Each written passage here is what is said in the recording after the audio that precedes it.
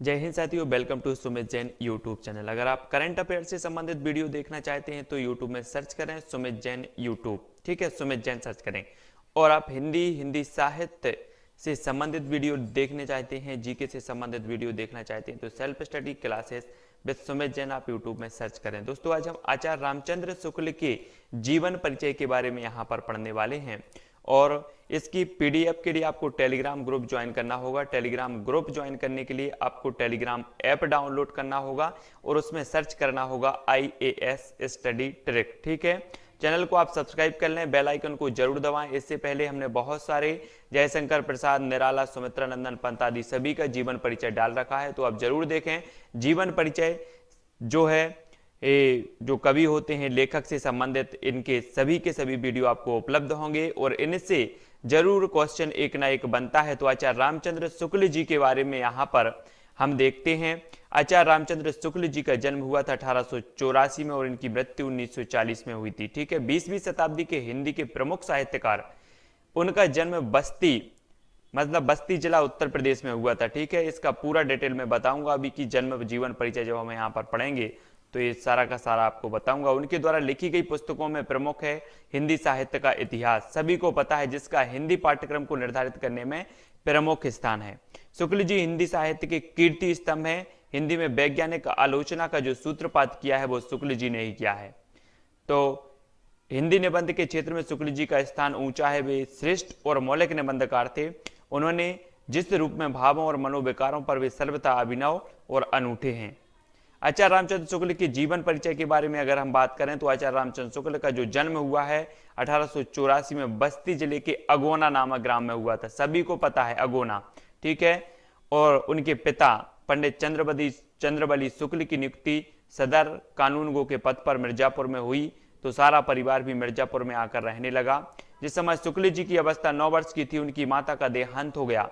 माता के दुख के अभाव के साथ साथ उन्हें बेमाता से मिलने वाले दुख का भी सहन करना पड़ा। इससे उनका व्यक्तित्व बड़ा गंभीर बन पड़ा। शुक्ल जी मिर्जापुर के मिशन स्कूल में अध्यापक हो गए। इसी समय से उनके लेख पत्र पत्रिकाओं में छपने लगे और धीरे धीरे उनकी विद्वता का यश चारों ओर फैल गया। उनकी योग्यता से प्रभावित होकर काशी नागरी प्रचारणी सभा, आपने सुना होगा, काशी नागरी प्रचारणी सभा ने उन्हें हिंदी शब्द सागर के सहायक संपादक का कार्यभार सौंपा, जिसे उन्होंने सफलतापूर्वक पूरा किया। वे नागरी प्रचारणी पत्रिका के भी संपादक रहे हैं। तो अंत में शुक्ल जी ने काशी हिंदू विश्वविद्यालय में हिंदी अध्यापन का कार्य किया। बाबू श्याम सुंदर दास की मृत्यु के बाद वे वहां हिंदी विभाग के क्या हो गए, अध्यक्ष हो गए। 1940 में इनकी हृदय गति रुक जाने से शुक्ल जी का क्या हो गया, देहांत हो गया। तो इतनी सारी जानकारी यहाँ पर ली हमने कि 1840 में बस्ती जिले के अगोना नामक गांव में इनका जन्म हुआ। हिंदी साहित्य का इतिहास इनका प्रमुख ऐतिहासिक ग्रंथ है, ये भी आपको याद रखनी है। और 1929 में ये हिंदी साहित्य का इतिहास हिंदी शब्द सागर की भूमिका के रूप में प्रकाशित हुआ था। ठीक है, तो ये चीज भी आपको याद रखनी। हिंदी विभाग के अध्यक्ष भी रहे हैं और इन्होंने नागरी प्रचारणी पत्रिका के संपादक का कार्य भी इन्होंने संभाला है। तो ये सारी की सारी याद रखना है। कृतियों की बात करें तो शुक्ल जी की कृतियां 3 प्रकार के हैं। मौलिक कृतियां 3 प्रकार की हैं। आलोचनात्मक ग्रंथ, इनके सूर, तुलसी पर, जायसी पर की गई आलोचना, काव्य में रहस्यवाद, काव्य में अभिव्यंजनावाद, रस मीमांसा आदि शुक्ल जी की आलोचनात्मक रचनाएं हैं। ठीक है, काव्य में रहस्यवाद, काव्य में अभिव्यंजनावाद और रस मीमांसा, ये सारी की सारी जो है इनकी आलोचनात्मक रचनाएं हैं। निबंधात्मक ग्रंथ, उनके निबंध चिंतामणि नामक ग्रंथ के 2 भागों में संग्रहित हैं। चिंतामणि के निबंधों के अतिरिक्त शुक्ल जी ने कुछ अन्य निबंध भी लिखे हैं, जिनमें मित्रता, अध्ययन आदि निबंध सामान्य विषयों पर लिखे गए निबंध हैं।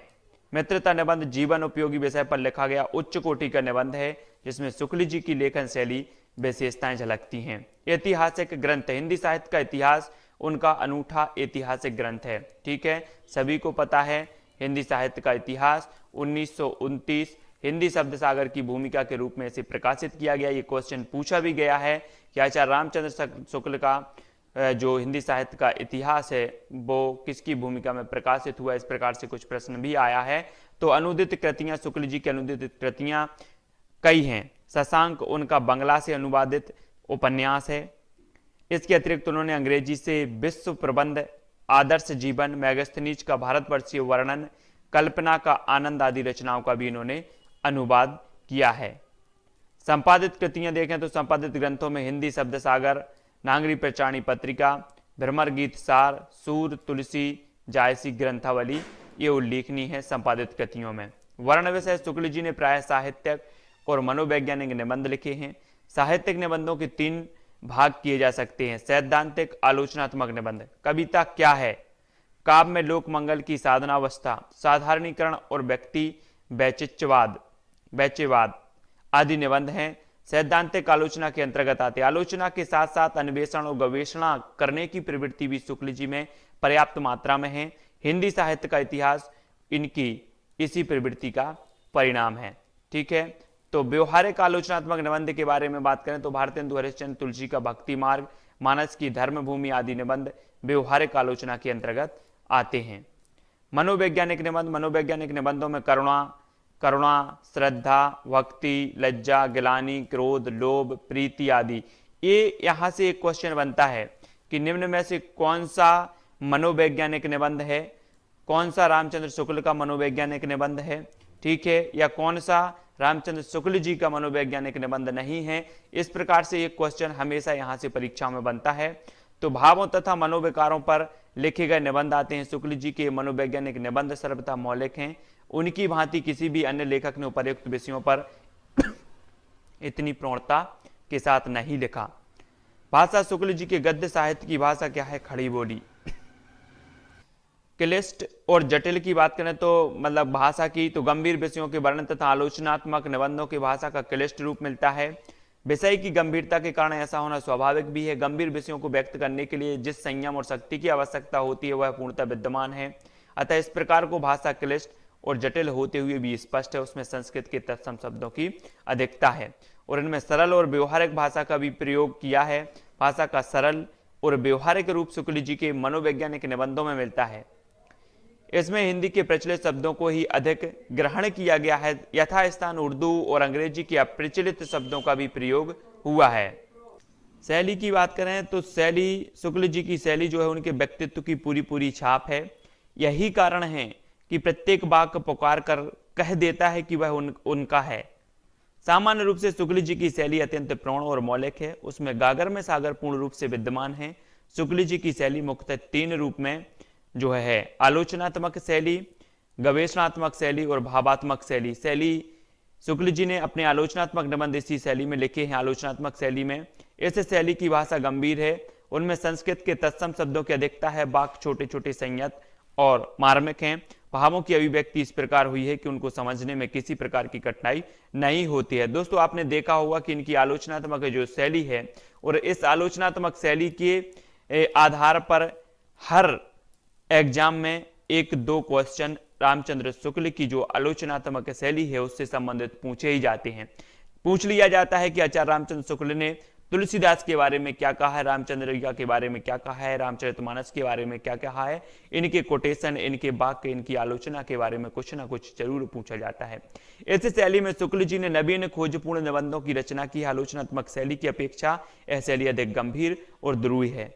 इसमें भाषा क्लिष्ट है, वाक्य बड़े और मुहावरे का नितांत अभाव है। तो गवेषणात्मक शैली, भावात्मक शैली की बात करें तो शुक्ल जी के मनोवैज्ञानिक जो निबंध हमने पढ़े हैं भावात्मक शैली में लिखे गए हैं। ये चीज भी याद रखना है। पूछा जाता है क्वेश्चन कि शुक्ल जी के मनोवैज्ञानिक निबंध किस शैली में लिखे गए, तो ये भावात्मक शैली में लिखे गए। यह शैली गद्य काव्य का सा आनंद देती है। इस शैली की भाषा व्यवहारिक है। भावों की आवश्यकता अनुसार छोटे और बड़े दोनों ही प्रकार के वाक्यों को अपनाया गया है। बहुत से वाक्य तो सूक्ति रूप में प्रयुक्त हुए हैं, जैसे बैर क्रोध का अचार या मुरब्बा है। ठीक है, तो एक कोटेशन भी पूछा गया है कई बार कि बैर क्रोध का अचार या मुरब्बा है, एक किसने कहा है, तो ये आचार्य रामचंद्र शुक्ल जी ने। तो दोस्तों इस प्रकार से हम जब डिटेल में पढ़ते हैं तो कुछ महत्वपूर्ण फैक्ट निकल के सामने आते हैं जो परीक्षाओं में पूछे जाते हैं। इनके अतिरिक्त शुक्ल जी के निबंधों में निगमवन पद्धति, अलंकार योजना, तुकदार शब्द, हास्य व्यंग, मूर्तिमत्ता आदि शैली विशेषताएं भी मिलती हैं। साहित्य में स्थान की बात करें तो शुक्ल जी हिंदी साहित्य के कीर्ति स्तंभ है। हिंदी में वैज्ञानिक आलोचना का सूत्रपात उन्हीं के द्वारा किया गया है। अब यहां से क्वेश्चन बनता है कि हिंदी में वैज्ञानिक आलोचना का सूत्रपात किसके द्वारा किया गया है, तो रामचंद्र शुक्ल जी के द्वारा किया गया है। तुलसी, सूर और जायसी और विद्वतापूर्ण आलोचनाएं उन्होंने प्रस्तुत की हैं, वैसे अभी तक कोई नहीं कर सका। शुक्ल जी की ये आलोचनाएं हिंदी साहित्य का अनुपम विधियां हैं। निबंध के क्षेत्र में शुक्ल जी का स्थान बहुत ऊंचा है। वे श्रेष्ठ और मौलिक निबंधकार थे। उन्होंने जिस रूप में भावों और मनोविकारों पर वे सर्वथा अभिनव और अनूठे रहे। तो शुक्ल जी के बारे में दोस्तों हमने पढ़ लिया कि इनका जो जन्म हुआ था 1884 में हुआ था, बस्ती जिला के अगोना गांव में हुआ था, ठीक है। और 1929 में शब्द सागर की भूमिका के रूप में हिंदी साहित्य का इतिहास, इनका ऐतिहासिक ग्रंथ प्रकाशित हुआ। और हिंदी में वैज्ञानिक आलोचना का जो सूत्रपात किया वो रामचंद्र शुक्ल जी ने किया। और रामचंद्र शुक्ल जी का एक जो क्वेश्चन पूछा जाता है कि बैर क्रोध का आचार या मुरब्बा है, ये किसने कहा है, तो ये रामचंद्र शुक्ल जी ने कहा है, ठीक है। और शुक्ल जी के बारे में पूछा जाता है, आलोचनात्मक शैलियों के बारे में पूछा जाता है कि किस जो है के बारे में शुक्ल जी ने क्या कहा है। तो हमें कुछ कोटेशन और इसके बाद जो खड़ी भाषा इनकी पूछी जाती है कि इनकी जो गद्य साहित्य की भाषा है वो कौन सी है, तो खड़ी बोली है, ये चीज भी याद रखनी है। और इनके निबंधों के बारे में जो मनोवैज्ञानिक इनके निबंध हैं, करुणा, श्रद्धा, भक्ति, लज्जा, गिलानी, क्रोध आदि, लोभ, प्रतीति, इनके बारे में भी एक क्वेश्चन पूछा जाता है हर एग्जाम में, यहां से आपको याद रखनी है, ठीक है। तो दोस्तों इनकी कुछ रचनाओं, हिंदी साहित्य का इतिहास भी पूछ लिया जाता है। नागरी प्रचारणी पत्रिका, भ्रमर गीत, सार सुर, तुलसी जैसी उल्लेखनीय इनकी जो संपादित कृतियां हैं ये भी पूछ ली जाती हैं। तो यहाँ से कुछ महत्वपूर्ण प्रश्न आपके क्लियर हो जाते हैं। आप नेट का एग्जाम दे रहे हैं, टेट का एग्जाम दे रहे हैं, आरपीएससी या यूपी टेट जिसका भी एग्जाम दे रहे हैं, उनमें हिंदी साहित्य से संबंधित मैं गारंटी देता हूं आपको कि आचार्य रामचंद्र शुक्ल से लगभग 1 या 2 क्वेश्चन आपके बनेंगे ही 100%। तो रामचंद्र शुक्ल का ये जो जीवन परिचय है अपने अन्य मित्रों तक आपको शेयर करना है, वीडियो को लाइक करना है, चैनल को सब्सक्राइब करना है। सभी महत्वपूर्ण जो कवि हैं, जो लेखक हैं, उनके जीवन परिचय में आपको प्रेषित करूंगा। साथ ही उन प्रश्नों को भी क्लियर करवाऊंगा जो परीक्षाओं में पूछे जाते हैं, जो हमेशा परीक्षाओं में पूछे जाते हैं। दोस्तों Facebook page IAS study trick से आपको जुड़ना है, सर्च करना है आईएएस स्टडी ट्रिक, और टेलीग्राम ग्रुप से भी आपको जुड़ जाना है दोस्तों, ठीक है। और इस वीडियो को अपने फेसबुक, व्हाट्सएप और टेलीग्राम आदि सभी ग्रुपों में शेयर करना है ताकि अन्य लोगों का भी इसका फायदा हो सके। इससे पहले मैंने जयशंकर प्रसाद के बारे में भी एक वीडियो बनाया था। जयशंकर प्रसाद के जीवन के बारे में हमने देखा था कि जयशंकर प्रसाद का एक बृहद जो महाकाव्य है जिसमें 15 सर्ग हैं, और वो महाकाव्य है कामायनी। और जयशंकर प्रसाद को छायावाद का आधार स्तंभ कहा जाता है, छायावाद का प्रवर्तक भी कहा जाता है। इस प्रकार से जयशंकर प्रसाद के बारे में जितने भी क्वेश्चन बन सकते थे सब क्वेश्चनों पे हमने डिस्कशन किया और क्वेश्चन जो है क्लियर किए। तो सारे के सारे वीडियो आप जरूर देखें। हिंदी साहित्य की निरंतर एक और जो है टेस्ट सीरीज चल रही है, टॉप 20 क्वेश्चन मैं ले रहा हूं। आदिकाल चल रहा है, प्रारंभिक काल से ही हम यहाँ पर पढ़ेंगे। आदिकाल चल रहा है, 3 वीडियो उसमें अपलोड हो चुके हैं और निरंतर ये वीडियो अपलोड होते होंगे। टॉप 20 क्वेश्चन एक वीडियो में लिए जाते हैं, ट्रिक के माध्यम से आपको याद करवाए जाते हैं। तो दोस्तों जरूर इस सीरीज से, इस चैनल से जुड़ जाएं। हिंदी साहित्य हो, जीके हो या करंट अफेयर्स हो, करंट अफेयर्स के लिए आप सुमित जैन सर्च करेंगे यूट्यूब पर तो आपको जो है करंट अफेयर्स की वीडियो भी मिल जाएंगे। तो इस प्रकार से जुड़े रहें और आप हमारे IAS study track YouTube channel से भी जुड़े, जहां पर आपको सारा का सारा भंडार मिलेगा, चाहे वो हिंदी साहित्य हो, जीके हो, हिंदी व्याकरण हो, करंट अफेयर्स हो, सभी वीडियो वहां पर मिल जाएंगे। तो दोस्तों जरूर जुड़ें और वीडियो को लाइक और शेयर अवश्य करें। आज के लिए बस इतना ही। जय हिंद।